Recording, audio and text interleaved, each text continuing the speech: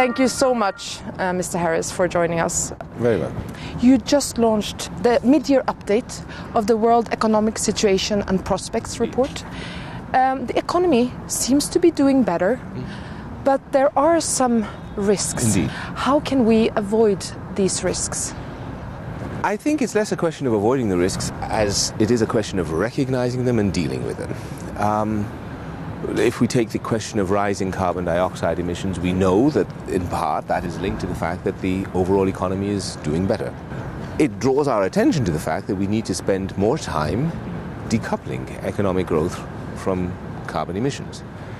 We know that there has been a rise in trade tensions. We see the danger that that poses for the multilateral trading system, but also for multilateralism in general. We know that there are risks associated with the rising levels of debt, private debt, public debt, corporate debt. And we have had experience in the past of what happens when debt gets out of control. And so essentially what we're doing is taking the advantage of a positive overall global economic situation to make the necessary changes so that the reforms that are inevitable can be managed in a less painful, less disruptive manner. But can we grow our economy in a way that does not negatively affect the environment? Absolutely. Yeah. One of the things that we want to achieve in the Sustainable Development Agenda is to move away, or move towards, let's put it that way, sustainable patterns of consumption and production. That means not just low carbon production, it also means resource efficient production. And we need to just be aware that we have to change away from the business as usual model.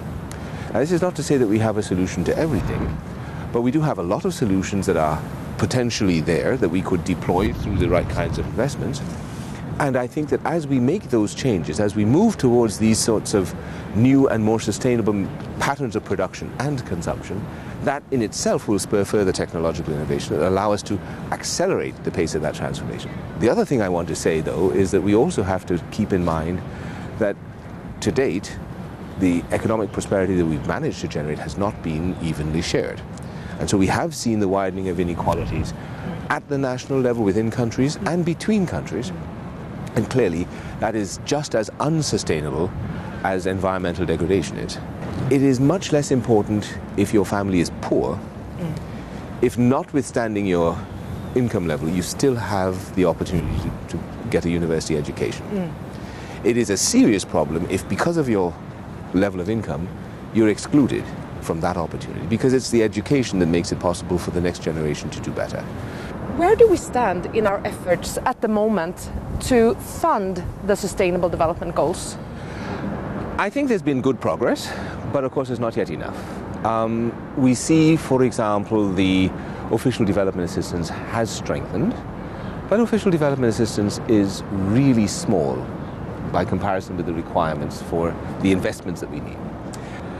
On the private side, and here I have to emphasize, it is private financing that is going to make or break the Sustainable Development Agenda, we see very positive signs. We see that, on the one hand, the private financial industry is paying attention to the fact that unsustainable practices are also not good for their business. But we also see a lot of understanding that the Sustainable Development Agenda presents a lot of very large, very profitable opportunities as well. We also see a lot of financial innovation. We have a green bond market that has exploded over the last 5 or 6 years. But it started from such a small base that although it's growing exponentially, it's still a minuscule fraction of the total bond market at the global level. And that, I think, highlights what is the essential problem of private finance. It's still, unfortunately, possible to make profits doing things that are not sustainable. That has to change. The world will gather to evaluate the joint efforts to achieve the Sustainable Development Goals. Where do you see that we are making progress, and where do you think that we need to step up efforts? We see a lot of progress in certain areas. We see progress, for example, in moving towards renewable sources of energy. But we don't see as much progress in expanding the access to safe and clean energy for people who are underserved. So I think the core message that I want to give is that yes, there is progress being made, but we need to step up the pace of that progress, and we need to try to make it as uniform as we can across the entire Sustainable Development Agenda, because we can't succeed if we only succeed in certain areas, and across countries. At UNDESA, we have been researching frontier issues when it comes to sustainable development, issues like artificial intelligence, cryptocurrencies, that could ultimately reshape our future. Are there any frontier issues that you see coming up that our team might be looking at? Yes, I think one issue that we need to look at, and it is an immediate issue, is the digitalization of our economies. So, for example, I personally have not been in a bank for 3 months. And yet I do banking transactions all the time. I do it on my cell phone using the banking apps. So a corollary of the digitalization is that there is a lot more personal information that is in circulation. And we've heard of the problems with people hacking into databases and getting access to customers' credit card information, to their digital identities.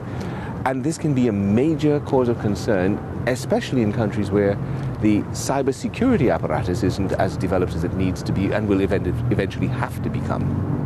You come to UNDESA from the UN Environment Programme, and we know that nature is close to your heart. How did that relationship, that special relationship, begin for you? Well, I wouldn't say it's a special relationship, and it's not one that I have a unique claim on. I was traveling to Geneva on an entirely different matter, and I happened to sit next to a colleague from the UN Environment Programme who told me to come to the UN Environment Programme's offices on Wednesday if I was free, because they were talking about the macroeconomic chapter of the Green Economy report. And it happened that I was free, I went, and I literally had one of those epiphany moments, because for the first time it became clear to me how one could have economic prosperity without damaging the environment in the process. Doing the same sorts of things that people do, that people need to do, but doing it in a slightly different way that would save on resources, that would reduce the carbon involved, that would reduce the amount of waste that we produce. And it was all eminently reasonable. And I think that was one of the signal moments in my professional career, was that recognition that it's not a trade-off between good economic performance and environmental protection, that environmental protection must be a part of any kind of economic planning. And if you do it from the beginning as an integral part of your policy and planning, then you don't have a trade-off, and you don't have to worry about losing out on some of the benefits of economic growth.